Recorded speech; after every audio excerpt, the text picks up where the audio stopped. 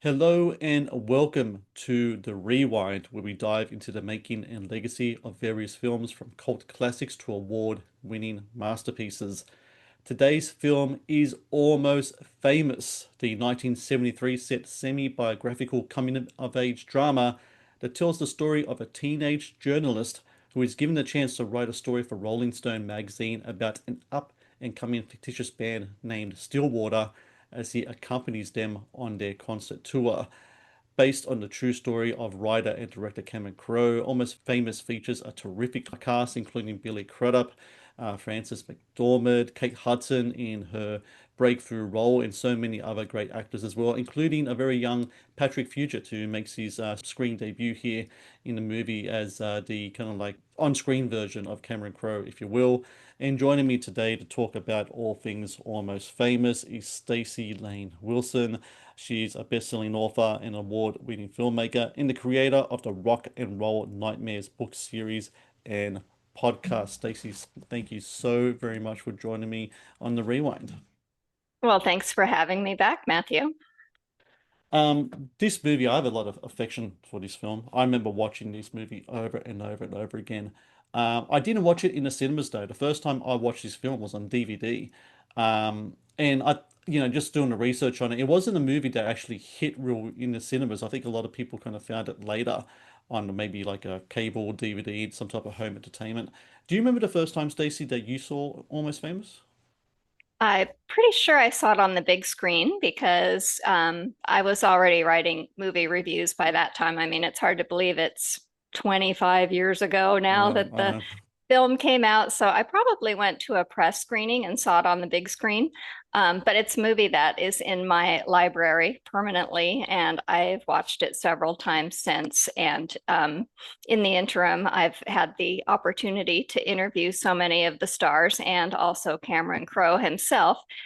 He was always kind of a hero of mine, right from Fast Times at Ridgemont High, the book, Mm. where he went undercover in a high school and wrote this fictionalized story of his experiences there. So he's always been one of my favorite writers and journalists. Cameron Crowe, the background for this story is just it's just incredible. So in 1972, he calls up the Rolling Stone magazine. At first, he pitches this scoop about Bob Dylan. They ran the story. But what no one knows at the time is that he was only 15 years old when he pitches this story. And so he kind of becomes I think in the history of Rolling Stone magazine, their youngest kind of feature writer. 15, I mean, the whole thing about the movie is like this character of William. He's more mature than than his age because for a long time he thinks he's actually 2 years older than he actually is. There's a scene early in the movie where a young 11-year-old William finds out that he's not actually 13. He's actually 11, and so that kind of maturity is shown throughout. But even maturity or not, 15 years old, that's a quite an age for to be on the road with a rock band, especially in the 1970s.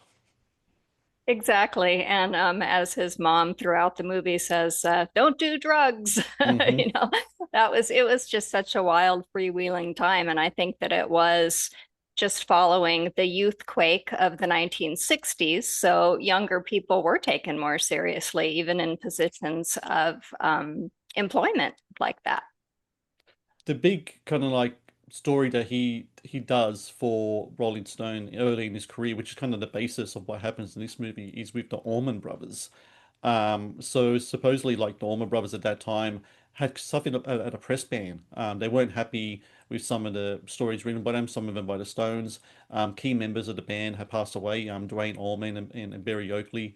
And so trying to get anything from them at all would be a big get. And somehow Crow managed to do so, including getting time with Greg Allman, who in a sort of way is kind of like almost kind of like a uh has a big kind of inspiration on a Russell Hammond character, as some other rock stars are as well. And then Cameron will go on to do stuff with, the Who and Zeppelin and so many other people, David Bowie, Elton John, Peter Frampton. I mean, you think if you think rock royalty at that time, Cameron Crowe covered them. Did you read any of his work, the stuff that Cameron Crowe did with the Stones later on, like around it after the time of because Fast Times was kind of like his big thing into the fictional world, kind of like books and movies. But did you read any of his stuff that he did for Rolling Stone at all? Any of his articles? Have you got a chance to scope any of those Oh, out? absolutely. Yeah, I was too young in the early 70s to be reading Rolling Stone, but I was hugely into Led Zeppelin and a major collector of everything Led Zeppelin, all the articles. So I have read Cameron Crowe's work through finding old magazines at like Hollywood Book City or Moby Disc, which was a fun used record store and magazine store. So I'd go through the crates and look for all those old articles. So I read everything that, that was written in the early 70s, but I read them in the mid 80s. When it comes to his style of writing, is there a difference to the kind of writing that a Cameron Crowe or rock journalist did back in that time as opposed to these days? I mean, with the digital time, I mean, would a Cameron Crowe, if a Cameron Crowe was born, say, in, I don't know, 2010, and right now, as a 15-year-old in 2025 was doing stuff, there's probably a good chance he wasn't writing. He'll probably might be doing a YouTube videos or vlogs or something like that, right? Exactly. Yeah, for sure.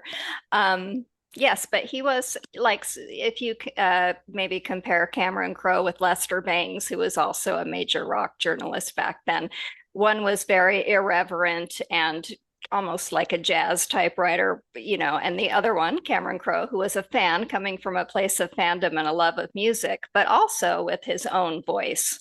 So I do believe that journalism back then, especially rock journalism, was more, I guess, tactile or accessible to fans. So you could really kind of put yourself in that world on the road with Led Zeppelin or on stage with, I think it was Jay Giles' band that Lester Bangs actually wrote a review on his typewriter on stage while Jay Giles were playing.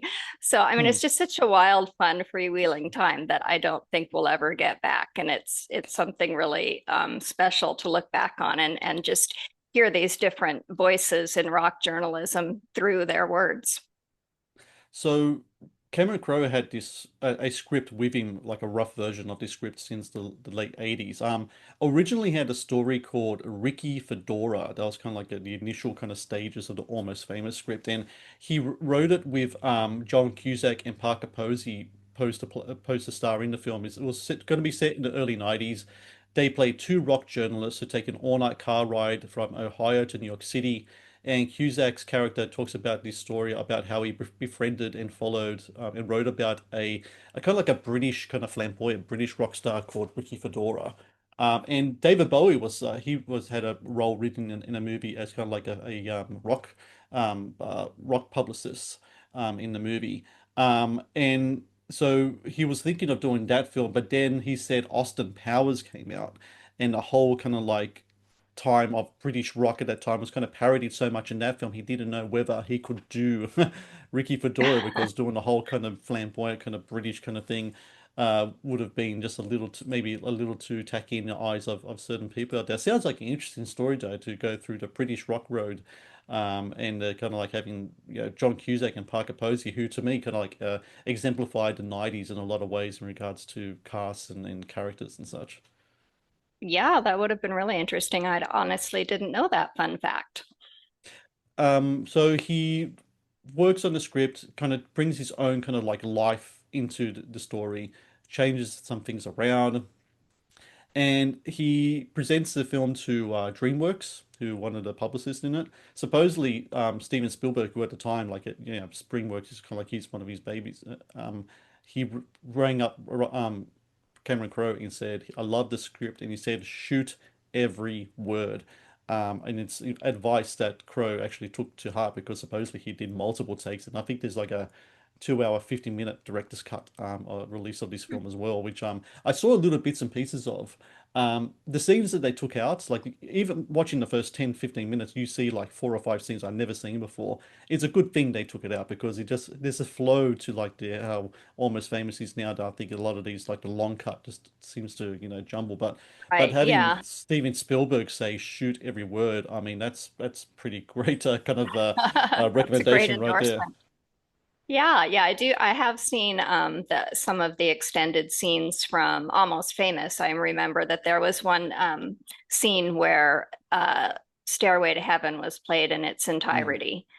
And, I mean, I love Stairway to Heaven, and I thought it was a great scene with all the reactions and how it kind of changed William Miller's mother's mind to let him go on the road when she heard how beautiful Stairway to Heaven was. But for one thing, I know that even though Cameron Crowe was a friend of Led Zeppelin, he couldn't get the rights or it was too expensive. But it did kind of, I can imagine it would slow down the pacing of the film to have, because Led Zeppelin's Stairway to Heaven, I believe, is like a 7.5 minute song. mm, yeah. And I imagine it'd just be reaction shots, right? Maybe Frances McDormand's character starting off very kind of defiant to whatever Jimmy Page and Robert Plant are delivering, and then slowly would kind of change over. It would make for an interesting deleted scene, but not so much in a film, I imagine. Exactly. Yeah.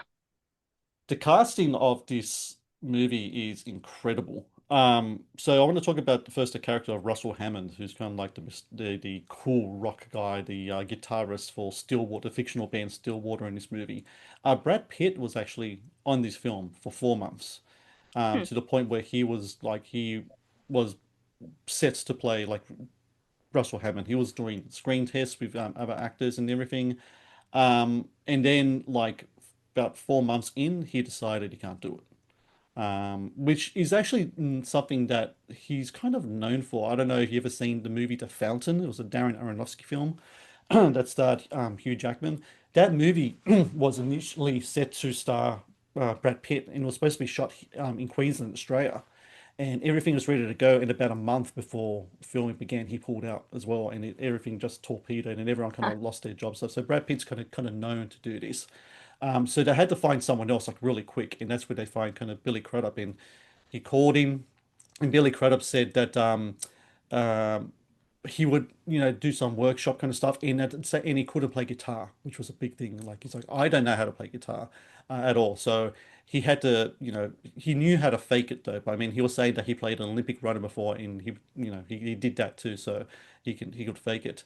But having Brad Pitt in this film would have been something else, because one of the big hang-ups with Almost Famous, I think, with a marketing standpoint, is there wasn't a star to kind of Right. promote in the film. So if you're having Brad Pitt's face on a poster, that would have, I think, sold a lot of tickets. But also just thinking about Pitt as kind of like, I don't think I've ever seen him play kind of like a rock star character. Like he exudes that kind of persona about him. I think he could do so, especially in the 90s, early 2000s. But yeah, I think at the end though, I think Billy Crudup is just fantastic in this movie. So it just turned out to be the best.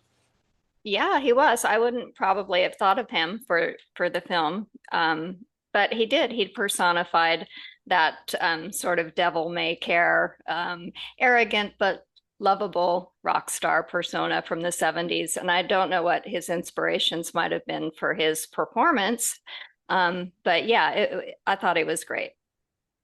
So Cameron Crowe, just on that note, he said that the character was influenced by Glenn Frey from the Eagles. Um, there's a moment where Crowe actually interviewed him back in his time, and Glenn actually says to him, "Just make us look cool," which is like a line directly that Russell Hammond says in the film. So he was kind of like the guy that he based it on. But as you're going to find out throughout this thing, there's been a lot. So I mean, he's been around so many kind of rock stars and such. So a lot of people kind of like amalgamations of things throughout the movie. Um, Frances McDormand, who's terrific as William Miller's mum, Elaine Miller, is based solely, like everything is pretty much is based on Cameron Crowe's people in his life. And so Cameron Crowe's mum was exactly like this in real life. An incredibly intelligent college professor, but incredibly kind of suspicious of pop culture, especially in the 60s and everything going in there as well. Briefly though, Rita Wilson was considered to play the role of Frances McDormand, which again would have just changed the dynamic in a lot of things, because Frances McDormand, I think, just brings an exact amount of kind of comedy, but also certain authority as well. So when people say in the film, your mum freaked me out, I think Frances McDormand just like really gets that Yeah, that tone yeah, exactly right. yeah. Rita Wilson isn't very intimidating, so No. yeah, I can see that that would have been different. And also, I just think the fact that everyone is based on someone real or an amalgamation of real people, I think that really is what makes it hit on such an emotional level because it comes from a place of truth. Cameron Crowe said that his mum one time came to the set, and Cameron specifically said, it's like, don't go up and start hassling, Frances about the performance or anything, because she's in the film, like she's very kind of like straightforward, straight shooter. And he said he turned around and 10 minutes later, there she is, kind of like almost cornering Frances was performing kind of right in front of me, and he was kind of freaking out. But supposedly, Frances was kind of assuring her, it's like, look, I'm not playing you, I'm not playing me, it's just gonna be a character kind of thing like that. So, but that's funny. I can like the whole kind of she freaked me out kind of thing with with a real life Frances, McDormand on the set. That would have been a sight to see, that's for sure. Hi guys, Matt here from Matt's Movie Reviews, letting you know that the Matt's Movie Reviews YouTube channel has launched channel membership. This provides exclusive videos and other cool stuff as well for all channel members. It's under one tier, one price, and with that one price you get exclusive reviews. For example, I'll be going through the American Film Institute's top 100 movies. So every week I'll do a new review based on that movie list. You can get exclusive reviews based on your requests. Request a movie review and I will review it for you. You'll also get exclusive content for behind the scenes stuff as well. You also get exclusive interviews that I haven't posted yet as part of my podcast, like older interviews with Academy Award winners and other great filmmakers and actors as well, and a bunch of other cool stuff as well. I hope you can all join up, be part of this great experience I have an offer for you. Support indie content creators, support a movie critic like myself who is trying to make it through the content creator space. Matt's Movie Reviews YouTube channel memberships. Please join and get some great exclusive content. Penny Lane, or Lady Goodman, played by Kate Hudson. Now, this is another interesting casting process.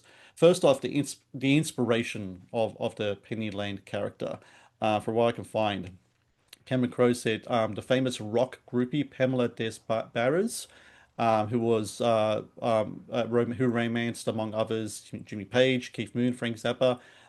Did you know anything like you're a rock writer, you know more about this stuff than I do. Pamela Des Barres, is she kind of like a legend within kind of like the rock circles, especially at that time? Absolutely. And it's Pamela Des Barres. She The was bar. married to Michael Des Barres. Okay. It's a French name. He was a rock icon in the mid 70s and was actually his band was Detective was the first to be signed to Led Zeppelin's Swan Song label. So there's that connection there. But yes, Pamela Des Barres, she wrote a book called I'm with the Band, and it was a very popular kind of tell-all, kiss and tell memoir about her time with the rock stars in the 60s and 70s. And she wasn't like an aggressively sexual groupie. She was more sweet and laid back and loved, her guys. And there, it came from a place of love and admiration and a love of music. So I think that really does come across through Kate Hudson playing Penny Lane. So originally, Kate Hudson was cast to play William's sister, the part that Zoe Deschanel has in the movie. So there's supposedly screen tests. No one's seen it, but Cameron Crowe says exist of Natalie Portman as this character of Penny Lane. So it's Brad Pitt, Natalie Portman, and Patrick Fugit all together in the screen test, and that would have been like again the dynamic of everything kind of shifts right there. Just thinking of Yeah, Natalie I'd love to Portman, see and that. that would be crazy. Then Sarah Polly gets the role. And she, Cameron Crowe says she almost brings a kind of like almost kind of mystical kind of thing to it, almost kind of like a Stevie Nicks kind of mystical kind of element to it. But then she gets pulls out not long after Brad Pitt does. So Hmm. they're looking for someone, and Kate Hudson lobbies hard for the role to the point where she has to do like four auditions because while she is, of course, Hollywood royalty in the context of who her parents are. Um, she's not really known at this is like her breakthrough kind of thing, and she finally does get the role.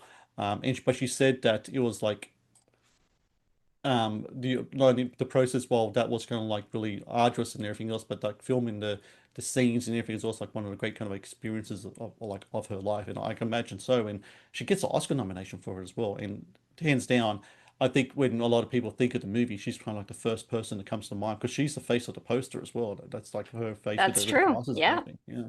What did you think Yeah. of Kate Hudson in this performance in the movie? Oh, I thought she was perfectly cast. She really brings that sweetness to it. I think maybe she could have been a little bit sexier. There were some Mm, famous groupies in the 70s, Sable Starr, Laurie Maddox. So those were the girls that hung around with Led Zeppelin, and they were underage girls, and they would wear, corsets and, thigh-high fishnet stockings and the heels and that. And you don't really see Penny Lane dressed quite like that. But I think that she brings a good balance of kind of a music lover, someone who's nurturing and caring and really does feel for these rock stars. She's not just after the fame, a no. brush with fame. Band-aids, that's what they call them in the film, right? When Yeah. William says That groupie, she says was band-aids honestly because, that was not a term I'd heard before the movie, so I don't yeah. really know how popular it was or if they just coined it for the movie. I think they did because all the research that I had, not once did the word Band-Aid kind of come up in the description of any of the inspirations for the Penny Lane character. But their thing was it's about the music. They're kind of like almost kind of like a, I don't know if it's like muse, not necessarily a muse kind of thing, but more kind of like a physical and emotional kind of uh, uh, someone to kind of lean on during those hard times on the road. For Russell Hammond, that's like Penny Lane through and through throughout the movie. Um, Go ahead. Yeah, sorry. Oh, I was going to say, yes, a lot of these women were called road wives, Hmm. because most of these guys, especially the British rockers, were touring in America for months on end, and they were married. They had wives back home, but then they would, pick one groupie that they really liked, and she would accompany them throughout most, if not all, of the tour. So, yeah, I mean, it's like it's their emotional support groupie. Patrick Fugit as William Miller, who's essentially Cameron Crowe in this movie. Um, so he was kind of like a complete unknown kid, 16-year-olds from Utah. Cameron Crowe said he came in with a bowl cut and a funny put upon manner. And initially, he didn't one wasn't there to audition a role. This is a story I kind of hear once in a while where they would drive a friend to an audition, and then the casting agent would kind of bypass a friend and say, you kind of look interesting. Why don't you come read for this? Um, Patrick said that when Cameron Crowe asked about what he liked about what music he liked, he said he didn't like really anything, and he had like a Chumbawamba CD, and that's it. And when Oh you gosh. might find this either offensive or funny, and when Cameron Crowe said, "What do you think of Led Zeppelin?" he didn't know what Led Zeppelin was. He thought it was a person. Wow. So he had to go through kind of like a rock school. Like Cameron Crowe just gave a whole bunch of CDs. Said, okay, listen to this and go into it. And the reason why they went for Patrick Fugit, supposedly Joseph Gordon-Levitt was like heavy in the running for the role as well at the time. But the reason Cameron Crowe said he wanted that real innocence, that naivety, and purity that Patrick Fugit has in the film. And I gotta say, when I first watched the movie way back when, I always thought that that casting, that character was kind of like the weak point of the film because, Billy Crudup and Frances McDormand, Kate Hudson, like there's such their personalities in the film just shine right through. But when I watched it again recently, I can really see just how great the performance is that he has because he is the lead of the film. He's a young actor, the lead of the film. He's playing the this young rock journalist who's just been kind of thrust into this world and has such a unique story. And I think he just did a terrific job in this movie. And I think kudos to him for uh, being so young and inexperienced, but being able to hold up a movie like this. I think it's just a fantastic job by Patrick in this film. Oh, I agree. Yeah, I think he was excellent in the film. And I don't know, something about the alchemy of this cast coming together has made this movie still a favorite 25 years later, and probably even more so than when it first came out. I don't remember the box office on it, but I think it was maybe a moderate success. But now, it's a cult favorite. It is, and I think another one of those reasons why is because of Philip Seymour Hoffman's performance as Lester Bangs in the film, which I think is that, I mean, if you're going to talk about Oscar nominations, that should have been like a supporting actor or something in there because maybe on the film for maybe 10, 12 minutes or so, if that, but those 10, 12 minutes are just scene stealing kind of performances in the film. Supposedly Jack Black and Jon Favreau both auditioned for the part, but Cameron Crowe said he wanted Philip Seymour Hoffman, and one of the reasons why is interestingly, he didn't read for the film. He just started going on a rant about a billboard he saw drive into the audition. He saw an American Express ad with Martin Scorsese, like a billboard kind of thing. And I remember when those ads came out, and it was kind of controversial at the time. And he just went on a very kind of Lester Bangs style rant, but it was coming from a pure place of passion and talking about all that kind of stuff. And I could see Philip Seymour Hoffman just going on and on about this kind of thing. And Cameron Crowe was like, You're the guy. I mean, this is Lester." And supposedly Lester, like he says, Cameron Crowe said the two titans of his life, especially his early life as a journalist, was his mother and Lester Bangs. Like those were the two kind of like, and it's funny when you think about it because you can't think of more opposites people there, to Absolutely, kind of yeah. inspire him and inform him. But yeah, I think Philip Seymour Hoffman is fantastic in this role. Yeah, me too. I think he's a better choice than Jack Black would have been. Although Jack Black is a very, he's a good actor, but I think you think of comedy when you think of Jack Black, but you Mm. don't with Philip Seymour Hoffman. Whereas, Lester Bangs, he was funny in spite of himself. He wasn't trying to be funny. So I think that casting was spot on. Lester Bangs, when you first kind of see him in a movie, he's kind of like really running down a lot of bands. I think one of the lines in the movie about Jim Morrison was he's a drunken buffoon posing as a poet. But then he starts talking about other bands like Pop and the Guess Who. Um, in regards to kind of like history of rock journalism, what kind of role does Lester Bangs kind of play in that? Well, how important was he in the formation of the art form of rock journalism at that time? And looking back, and now, like, just how legendary is his status? Do people still talk about Lester Bangs in a way maybe that film critics might talk about Pauline Kael or someone like that? Yeah, well, he had such a singular voice. The closest thing I can put him to it would be a Hunter S. Thompson type, Hmm. kind of that gonzo journalism style, where it doesn't come from a basis of, knowledge that you read in books, but it comes from street knowledge. And he was right with Cream Magazine right from the start, which started in Detroit, Michigan, and that is sort of the birthplace of the raw rock stars. We had uh, Ted Nugent. I think he was in Cream a lot, Mm. and he was very irreverent and still is. But I'm trying to think of who else. But there's a lot of sort of that MC5. I know that Lester Bangs was a huge champion for the MC5 and the Ramones. He liked, yeah, the kind of proto punk bands. Whereas Cameron Crowe was more a fan of the stadium rockers who were Mm. British blues based, guitar driven um, music. So they come from totally different places, but I like the fact that they kind of rubbed off on each other and were friends. Speaking of that blues-based guitar-driven music, Stillwater, the fictional band in the film. So you have Crudup, you have Jason Lee as the lead singer, who gets people off, as he affectionately says throughout the movie. John Fedovich, Mark Kozelek, they all had to partake in something called rock school beforehand, before the movie. So the technical consultant, or the rock consultant, was Peter Frampton. He was a big kind of part of this movie. He was like a technical consultant through the film, and he would take these guys to rock school. And another person who was really important to this was Nancy Wilson, who at the time was the wife of Cameron Crowe.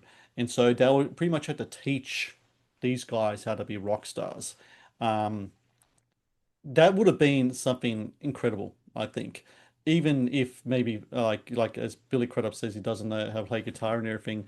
He was saying that it was like the most kind of brutal thing he ever gone through because he had to learn certain posture and things like Nancy Wilson was saying that if you're gonna play this kind of rock guy, you can't be up straight and stuff. You gotta have a bit of a slant to you. Yeah. There's a physicality to how you hold your instrument and everything else, and how you strum and all that kind of stuff. And I think it would have been so awesome to take part in something like that, having Peter Frampton and Nancy Yes. Wilson be your teachers and how to be a rock star. Gosh, yeah, what great prep. It sounds like fun to me, but so Billy Crudup said it was brutal, huh? Yeah, he really did. But he also said that it was like something that he really took to heart with him ever since then. And hopefully supposedly he said that the only thing he knew how to play beforehand on guitar was just a very kind of messy version of Smoke on the Water, which I think every kid would learn first thing on guitar. But hopefully afterwards he will be able to do some better strumming. The Matt's Movie Reviews podcast is brought to you by Amazon Prime Video. One of the best on-demand streaming services available, Amazon Prime Video features exclusive Amazon originals as well as popular movies and TV shows. Watch Amazon Prime Video anytime, anywhere. The music in the movie, like Fever Dog, for example, that's Nancy Wilson, wrote a lot of that kind of stuff. And also the guys from Pearl Jam, Mike McCready, especially was like involved in a lot of writing of these songs, as well. Um, Another interesting part with Nancy Wilson is that she had to teach Billy Crudup what it was like, to take LSD, because remember the Hmm. scene with I'm a Golden God and everything? Um, Yes, I do. In fact, Robert Plant did that in real life, apparently. He did. And supposedly, at a screening of the film where Robert Plant was there, there's a moment in the film where they're quoting the magazine article to Russell Hammond, and he says in here that you're on a roof and he yelled, "I'm a golden god," at which Russell Hammond said, "I didn't say that." And right on cue in the audience, Robert Plant said, "Yeah, but I bloody did," and so that was like a big thing at the time. Um, so the LSD thing. So Nancy Wilson said that she kind of explained the experience to him as I'm just going to find it here. So this is what she said. Your brain is like an observatory that opens up and sees all the stars above, and then you have the electricity coming out the ends of your fingers and your hair. There's electric bolts like little lightning bolts coming out at the ends of your fingers, and you're in the heavens. And that's pretty much how she explained it Okay. to Billy there. So, and I mean, it's an infamous, incredible, infamous scene, and I think she does a great job here. I mean, there's a lot of times behind the scenes of these movies, there's kind of like these unsung heroes. I think Nancy Wilson is definitely one of those for this movie. Oh, absolutely. Yeah. I mean, she was famous for Heart, the Hmm. Seattle rock band, and wife of Cameron Crowe, as you mentioned earlier. But yeah, I think it's really helpful to get instruction from someone who is not only in that world, but did some of those things, and they can really explain to you, the actor, what that felt like, and hopefully they can interpret it properly. And I do think that that scene was very well done because oftentimes for trippy drug scenes in movies, there's a lot of weird camera movement and they're not really relying on the actors to sell it, whereas with Almost Famous they do, and it comes off as believable. So with Stillwater, we're talking about one of the kind of best kind of fictional rock bands in movies, and I was asking you a couple of days ago to pick up some good fictional rock bands that came up in films. What kind of names have you come up with in regards to that? Oh, well, my favorite has got to be Spinal Tap. You know, I just I think that it also comes from a place of real truth because as you know, my dad was a musician and I grew up in the rock world. So I've known people like this, even people that are very over the top and just like Spinal Tap. But what I like most about them is their songs are actually really Mm, good. mm. I remember buying the album when it came out, the soundtrack and knowing all those songs, and they don't really sound like novelty songs. They're just as good as any real band. So that would have to be my favorite. There's also a movie called Still Crazy. I don't know if you've Hmm. seen that. Hmm. Um, that one, I don't remember the name of the band in that film, but that was another really like believable but funny and over the top cinematic rock band. My pick outside of Spinal Tap, because Spinal Tap is kind of like it's just up here. Like like if there was a list of 10, that's 11, It right? So goes all the to way 11. it does. Um, there's a movie called Airheads. I don't know if you ever seen Airheads with Brendan Fraser and Adam Sandler. It came out in 1993. And they play a fictional heavy metal band called the Lone Rangers. And the joke throughout the film is you can't pluralize Lone Ranger. Good, they call themselves the Lone Rangers. That's one of my favorites because the movie is kind of like a mix of kind of mix of the comedy of Spinal Tap and Dog Day Afternoon and such. It's actually quite a fantastic movie, and always loved Brendan Fraser. The band was consisted of Brendan Fraser was a guitarist and singer, Steve Buscemi was the bass player, and Aaron Sandler is the drummer. And I Oh, actually wow. found that it actually be quite a great film. It was I'm trying to remember if who directed it. I'm not sure. I don't think it was anyway, but it had a great cast. Michael McKean, of course, was from Spinal Tap's in it. Chris Farley is in it. Ernie Oh, Hudson wow. as No, well. I haven't seen it. I'll have to watch that one. I've heard of it. Highly recommend. Judd Hirsch from Breakfast Club's in as well. Highly recommended. It's a nice kind of bit of early 90s kind of like a comedy, hard rock comedy in film. It's got a great soundtrack to it as well, so Oh, okay. worth I'll checking out. put it on my list. So the production for this film has actually had a $60 million budget from DreamWorks, which is quite high for the time. And the reason why they handed the check is because, of course, Cameron Crowe had just done Jerry Maguire. That was a huge hit. Oscar wins, all that kind of stuff. So they had that, and they shot the film. Supposedly, though, the box office was quite modest, as you mentioned just there. It eventually actually lost the money. 47.4 million Hmm. was the Wow. number there. And the people say that the lack of real star presence, like if you had Jerry Maguire, you had Tom Cruise, and like you had that going for you. And going back to the Brad Pitt equation of this, like if it was Brad Pitt, Natalie Portman, like the original kind of people involved, maybe that would have like ushered more tickets. Interestingly, as we are both horror fans, the movie that beat it out at the box office in the first week was the re-release of The Exorcist. Remember the Hmm. version you've never seen of The Exorcist that came out I, in yeah, I saw it. So that they was the can't call it movie. that anymore. Yeah. No, exactly. But that movie grossed 8.1 million, where Almost Famous only grossed 2.1 million. Ooh, yeah, And that's a big difference. Cameron Crowe said it was quite funny because they got the shit kicked out of them by a movie from 1973, which is also the time that this Almost Famous is set in. So that brings another Exactly. another Wow. to it. Huh. But however, critically, people loved it. I mean, Roger Ebert loved it. New York Times, The Independent over in the UK. I know it was very popular here in Australia as well. Got Oscar nominations. So you had Kate Hudson, you had Frances McDormand. A lot of people loved it. But the big thing about this movie, which is really interesting, is that it kind of found a second life, kind of like on DVD. And DVD at the time was kind of like new. And I think Almost Famous was one of those titles that really a lot of people kind of like gravitated to because by then the critical acclaim was there, everything else was there. People were talking about it, and that's when I saw it as well. And it's kind of a shame these days, isn't it, though, that it kind of feels like there isn't the kind of like second life kind of stuff anymore with movies. I don't know. It just feels like if it doesn't hit straight away, it kind of is lost to ether. Maybe a movie might become some type of viral sensation, like on a Netflix or such later for a very brief moment. But is it me, or does it feel like that kind of whole second life potential of movies to become certain cult classics and such just feels like it's kind of withered away over the years as streaming has become more dominant and more and more and more and more options and titles are out there. It's really difficult for people to kind of to find a hidden treasure that might, with word of mouth or what have you, might become like a second, second generation hit with a whole new slew of film fans.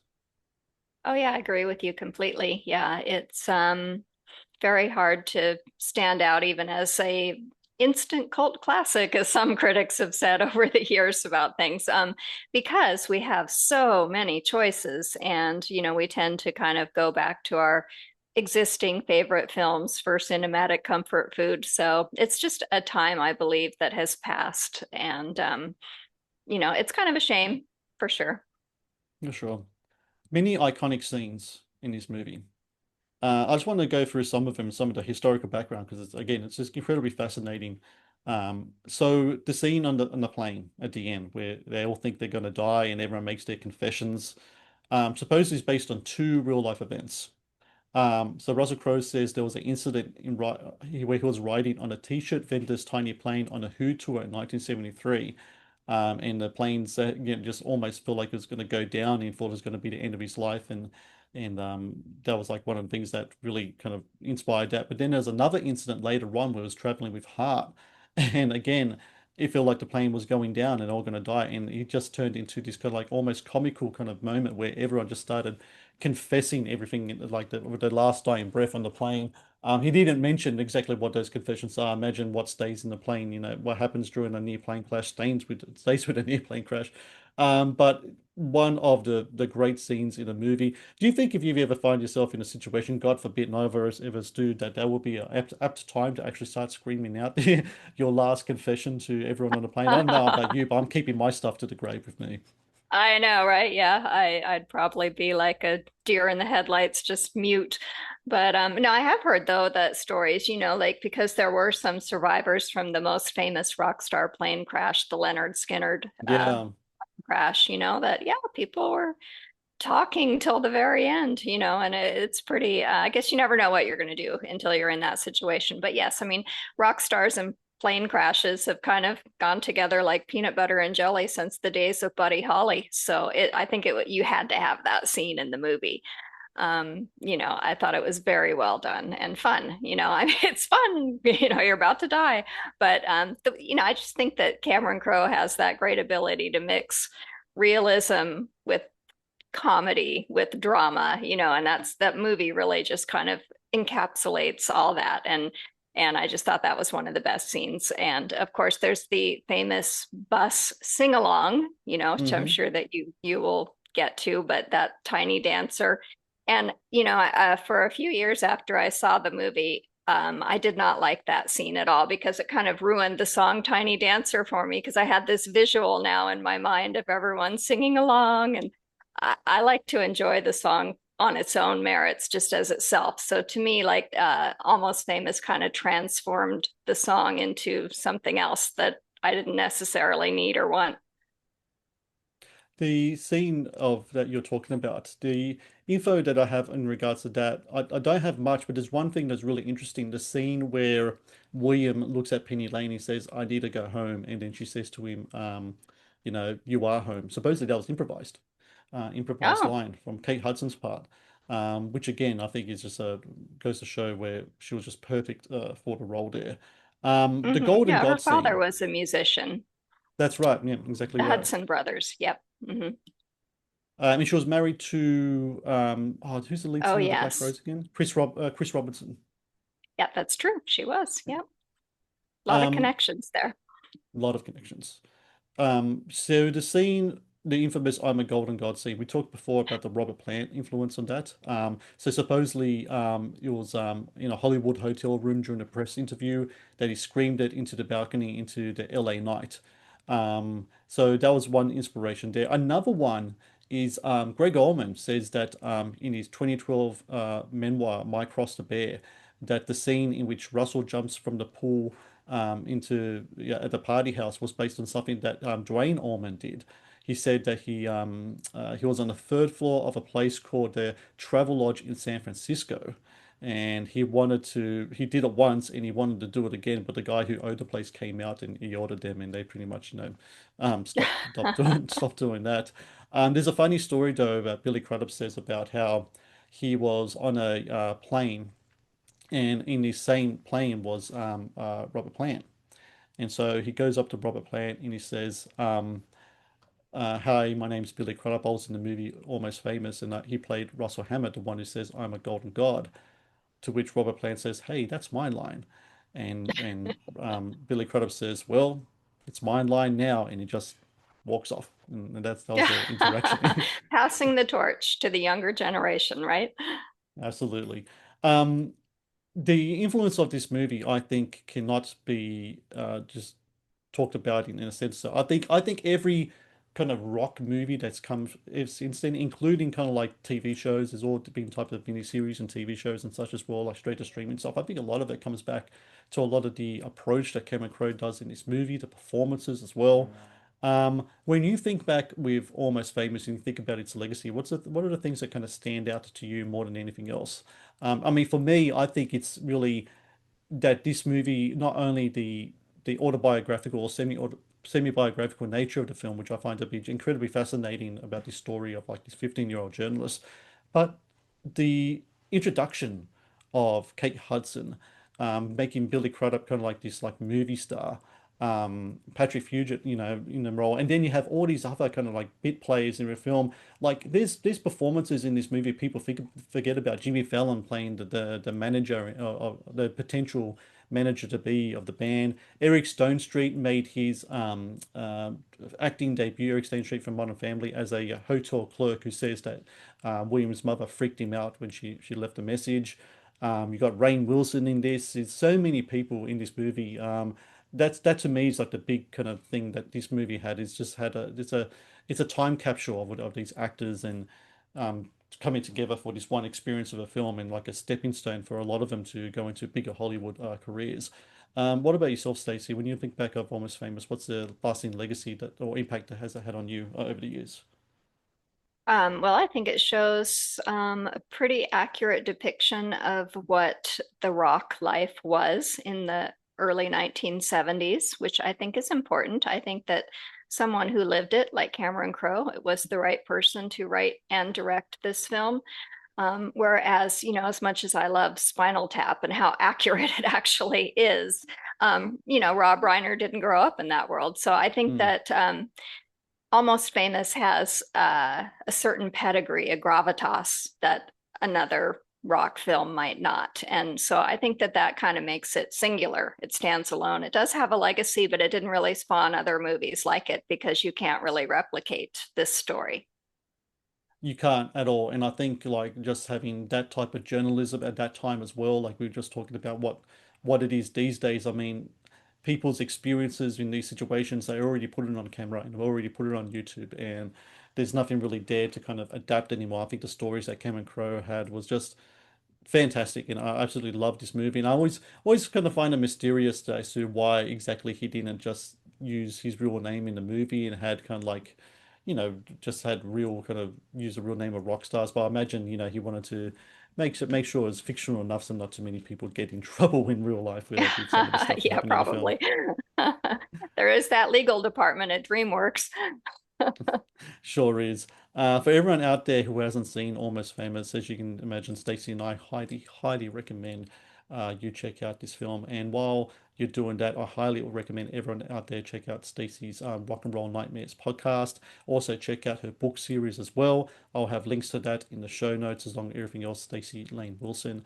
And Stacey, I got to say thank you so very much for joining me today to talk all things Almost Famous, because this is a movie like to me when I was a young man, I wanted to become a rock star when I grew up. I really did. I was a bass player, I was a singer, I was writing my own songs. It didn't come to be, but to be able to talk about films like this where they had an impact on me in a movie that I watched over and over again as a young man, it was a pleasure to be able to talk about the film. So thank you so much for your time and for your thoughts on all things Almost Famous. Well, you're entirely welcome, and thank you for having me. Thank you for watching the Matt's Movie Reviews channel.